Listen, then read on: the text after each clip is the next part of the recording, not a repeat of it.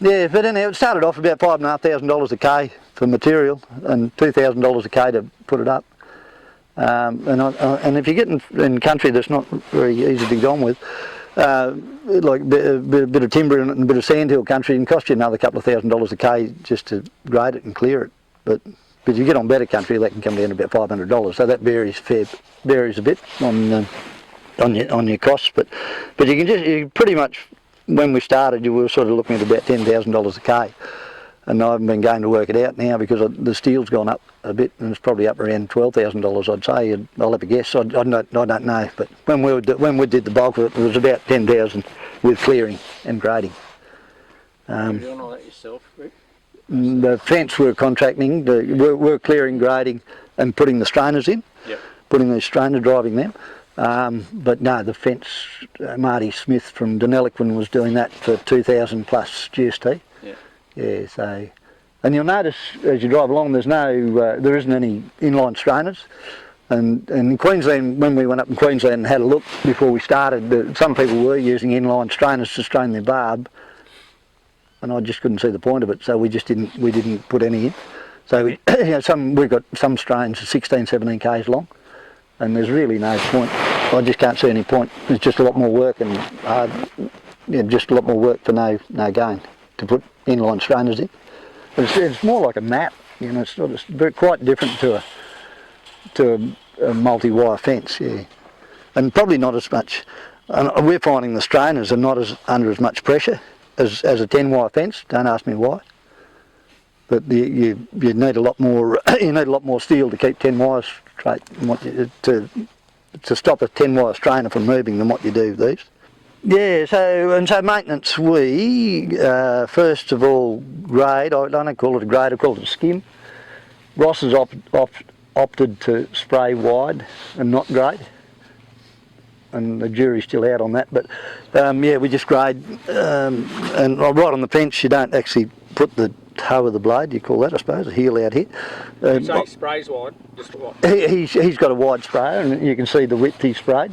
Whereas when we spray, we're sort of only coming about a metre either side, or a bit further, about probably a metre either side of the fence.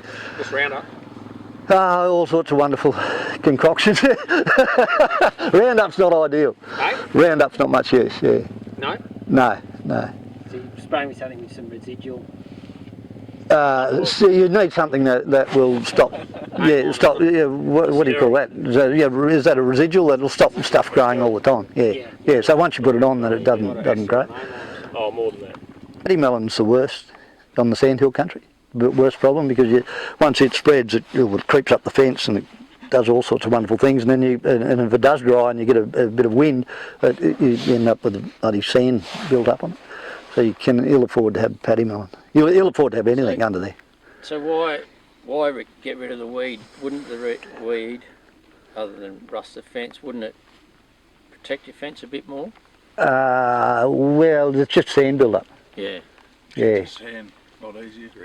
Yeah, just sand build. Right. Critical, if you don't do anything else, use herbicide.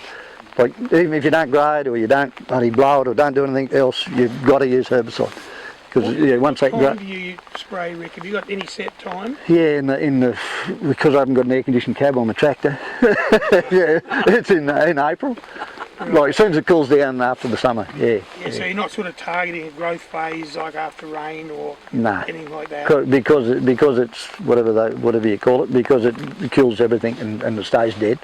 It's not as if you're trying to spray something with leaves on it. It's actually going into the ground and killing the roots. Yeah.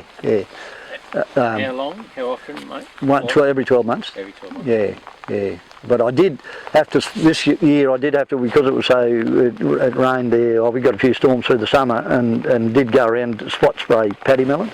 So once we use the chemical, then we grading, so then it's grading chemical, and then once the chemical's taken effect, which is pretty much straight away, because it's already been done, but the first time you've got to wait, and then we'd go along with the tractor and we'll show you in a minute, and lift the skirt and then just blow the rubbish. But you blow a fair bit out, and it's got to be dry to do that. It won't work in the wet.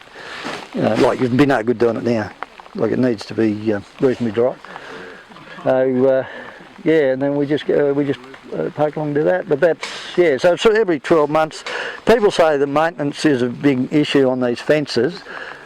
I can tell you, before we put the fence up, we used to have 2 tractors and 4 people out for 6 weeks doing kangaroo holes on their normal fences, and now the 3 of us can do it all in a month. And then all your internal fences, pretty much we do check them once a year, but you pretty much don't have to touch it. And we do all the internals with herbicide as well, just a quick run down, metre either side, and just so the grass is not growing up through them. Yeah, but it's the best job on the place. You've got the air conditioner going and the radio and the bloody turn the UHF off so no one can annoy you, and you just and you just cruise around and you do 10 to 15 k's. If you get to a low patch and you think it might need a bit more chemical, we just slow down. And we've just got 2 sprays out on the tray of the Toyota, out the back of the Toyota, and an 800 litre tank. 800 litres does 25 k's, 20 k's. Yeah, so it's a bit of work, and that takes me 10 to 14 days.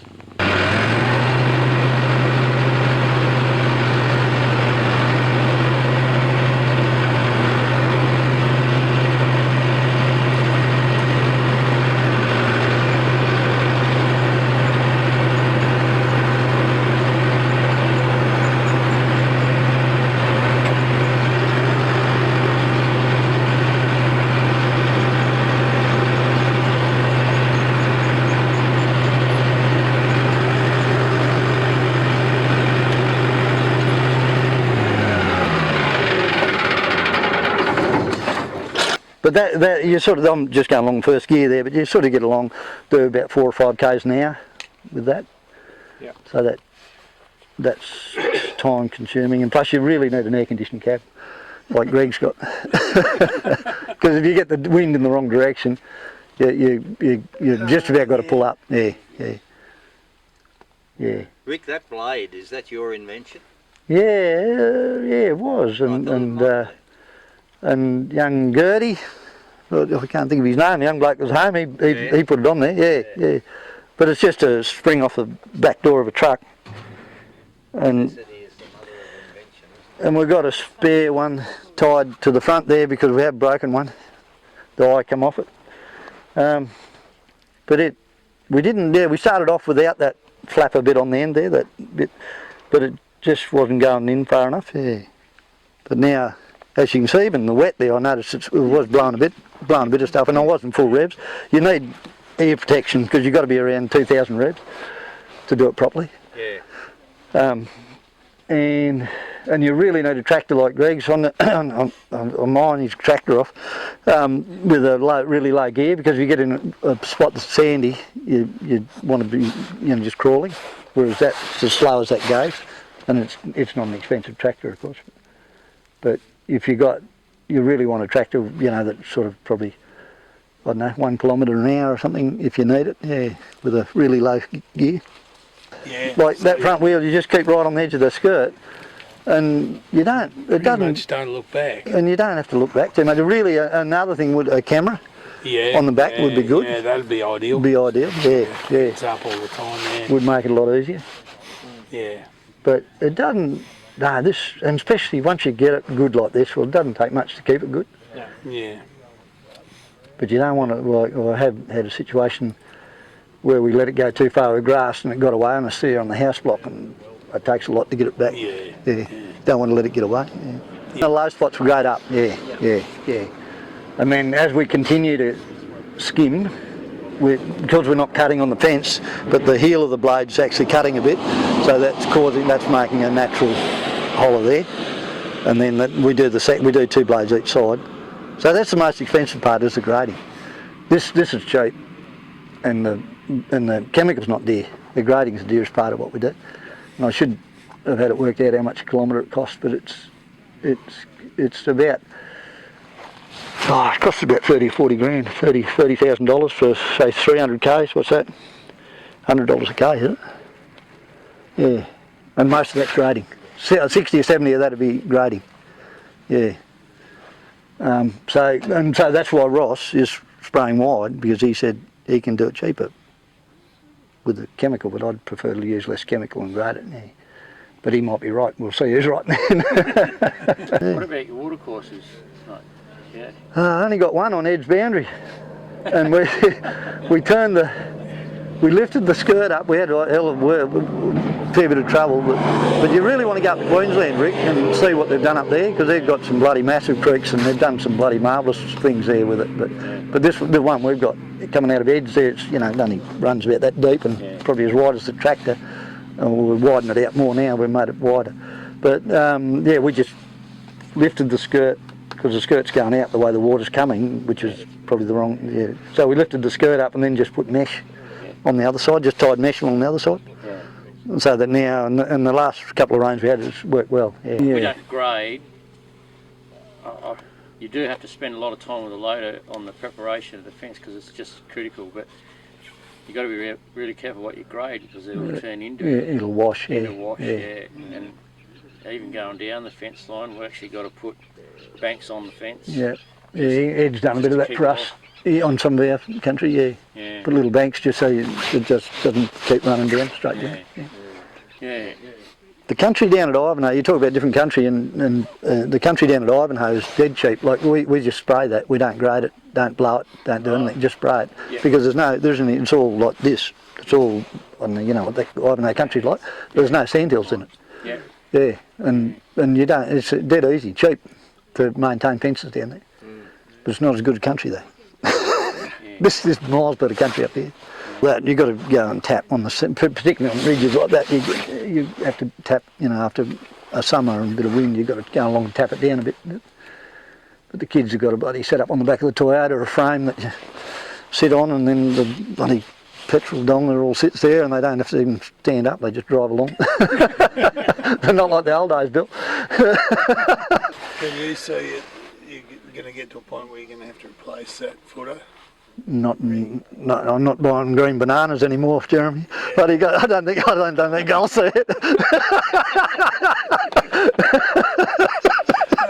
Not my time, I don't think. Ross might have trouble. But I think if you maintain it, I think you will.